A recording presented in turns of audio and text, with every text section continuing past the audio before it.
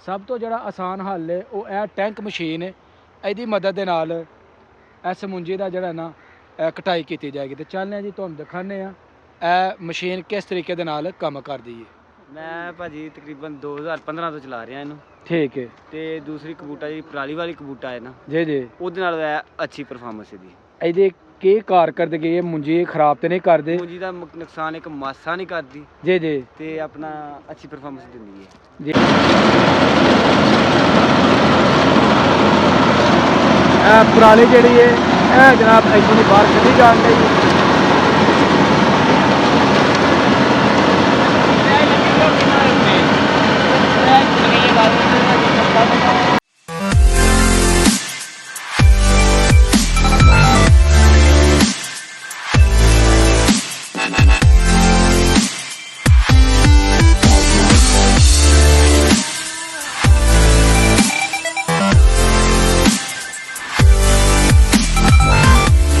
अस्सलामुअलैकुम, welcome to my new vlog.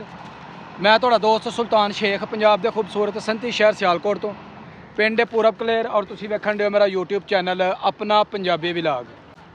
Punjab दे विच धान दी कटाई दा वक्त जिहड़ा जे वो काफ़ी गुजर चुक्या है।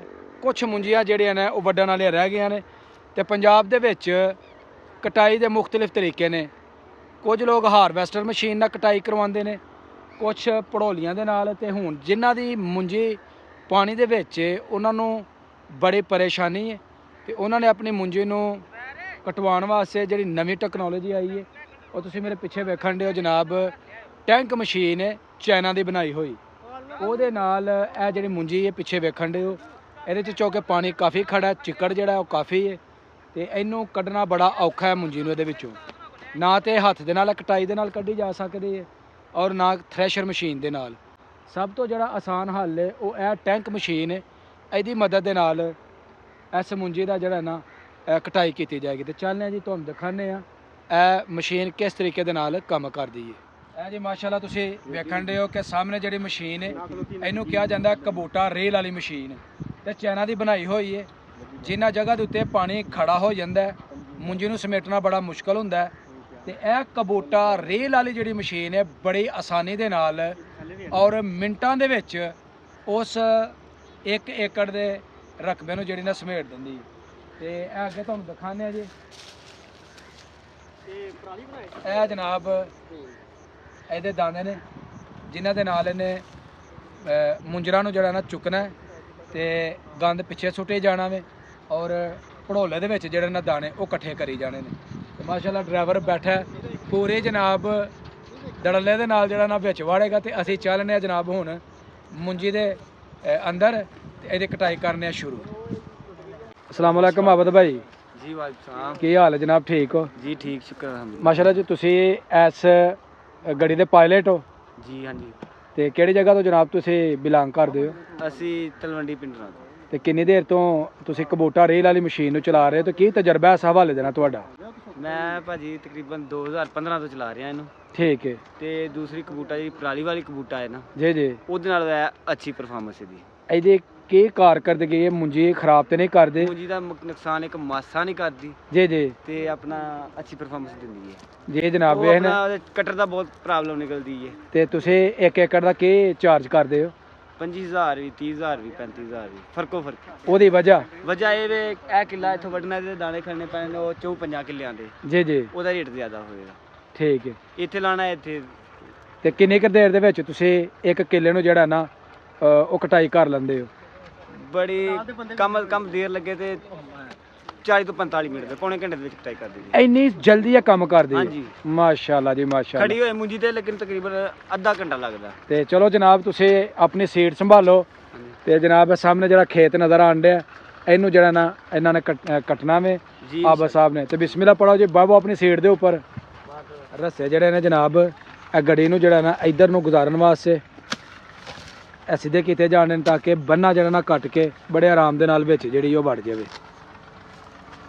ਲਓ ਜੀ ਇੱਧਰ ਆ ਗਈ ਹੈ ਸਾਡੀ ਟਰਾਲੀ ਵੀ ਤੇ ਇਹ ਜਨਾਬ ਚੱਲੀ ਹੈ ਮਸ਼ੀਨ ਮੁੰਜੇ ਦੇ ਅੰਦਰ। ਚਲੋ ਜੀ ਬਿਸਮਿਲ੍ਲਾ ਪੜੋ ਜਨਾਬ।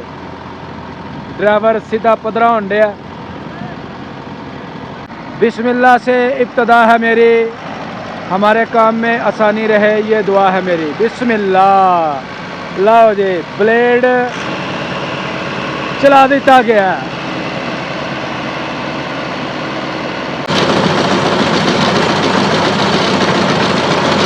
लाओ आज काम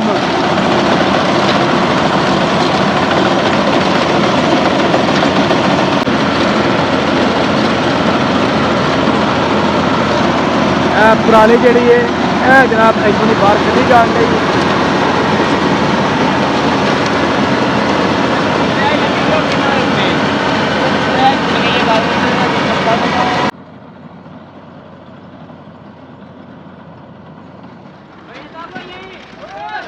मुंजी बाहर कढ़ने वास्ते मशीन जी है बाहर कढ़ ली गई है तो हूँ जो मुंजी है वो ट्राली के जमा की जाएगी। मुंडे उत्ते चढ़ गए वो थले टाड़ पाने कि इन्हों के जोड़े ना सारे दाने वो आन महाराज जी स्पीटा है दाने जी आ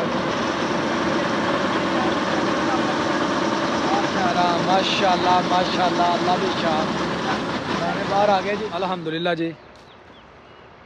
मुंजी जी है वो कटाई अस कर ली है और फारग हो गए हैं तो हूँ असी मुंजी नूं लैके तो चलांगे घर की तरफ तो उत्थे जाके बाकी काम जोड़ा असी अंजाम देंगे। तो अज का व्लॉग तुहानूं कैसा लगा साडा देहाती जिंदगी और जी कटाई की जाती इन्हां मशीनों के जरिए तुहानूं वेख के कैसी लगी यह तुसां कमेंट बॉक्स में अपनी राय देनी। ये नाल जी मेरी वीडियो हो गई मुकम्मल। अगर वीडियो लगे चंगी वीडियो नूं लाइक करना कमेंट बॉक्स में हाज़री लगवानी है और जो दोस्त चैनल पर नए ने जल्दी जल्दी चैनल नूं सबसक्राइब कर लो ताकि इस तरह की तुहानूं पिंडां दीयां वीडियो जिहड़ियां बर वक्त मिलदियां रहन। मैनूं दवो इजाज़त। हमेशा खुश रहो आबाद रहो। अल्लाह हाफिज़।